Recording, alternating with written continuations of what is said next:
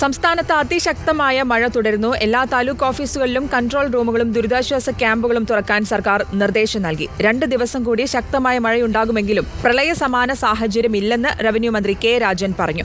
ബംഗാൾ ഉൾക്കടലിൽ പുതിയ ന്യൂനമർദ്ദം രൂപപ്പെടാൻ സാധ്യതയുണ്ടെന്നാണ് കേന്ദ്ര കാലാവസ്ഥാ വകുപ്പിന്റെ മുന്നറിയിപ്പ്. കേരളത്തിൽ കാലവർഷം ശക്തി പ്രാപിക്കുന്നു.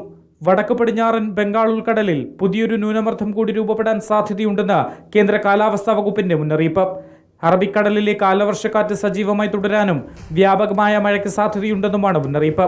കാലവർഷം കനത്തതോടെ അവശ്യ നടപടികൾ സ്വീകരിച്ചിട്ടുണ്ടെന്ന് മന്ത്രി കെ രാജൻ. 2 ദിവസം കൂടി നല്ലതുപോലെ മഴയുണ്ടാകും എന്നുള്ളതാണ് കാലാവസ്ഥാ പ്രവചന വകുപ്പിന്റെ നിർദ്ദേശമനുസരിച്ച് ലഭ്യമായിട്ടുള്ള വിവരങ്ങൾ. മഴയുടെ അളവ് കൂടുതലായിട്ടാണ് ഒരേ സമയം പെയ്യുന്നത്.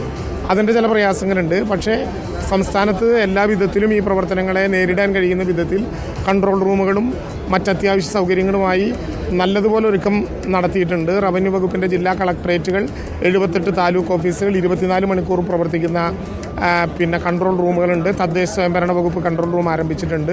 കള്ളക്കടൽ പ്രതിഭാസ സാധ്യതയുള്ളതിനാൽ തീരദേശവാസികളും മത്സ്യത്തൊഴിലാളികളും ജാഗ്രത പുലർത്തണം. ശക്തമായ കാറ്റിനും സാധ്യതയുണ്ട്. മലയോര മേഖലയിലേക്കുള്ള അനാവശ്യ യാത്രകൾ ഒഴിവാക്കണമെന്നും നിർദ്ദേശം. അതിനിടെ സംസ്ഥാനത്തുടനീളം മഴക്കെടുതി രൂക്ഷമായി. തിരുവനന്തപുരം കുറവൻകോണത്ത് ഹോട്ടലിന്റെ മതിലിടിഞ്ഞ് ഭക്ഷണം കഴിച്ചുകൊണ്ടിരുന്ന സ്ത്രീക്ക് പരിക്കേറ്റു. കോട്ടയത്തും മലപ്പുറത്തും വിവിധയിടങ്ങളിൽ വൻമരങ്ങൾ കടപുഴകി റോഡ് ഗതാഗതം തടസ്സപ്പെട്ടു. മഴക്കെടുതിയിൽ 4 ജീവനുകൾ നഷ്ടമായി. പാലക്കാട് വീട് തകർന്ന് അമ്മയും മകനും മരിച്ചു. വെള്ളക്കെട്ടിൽ വീണാണ് കണ്ണൂരിൽ 2 പേർക്ക് ജീവൻ നഷ്ടമായത്. റിപ്പോർട്ടർ, തിരുവനന്തപുരം.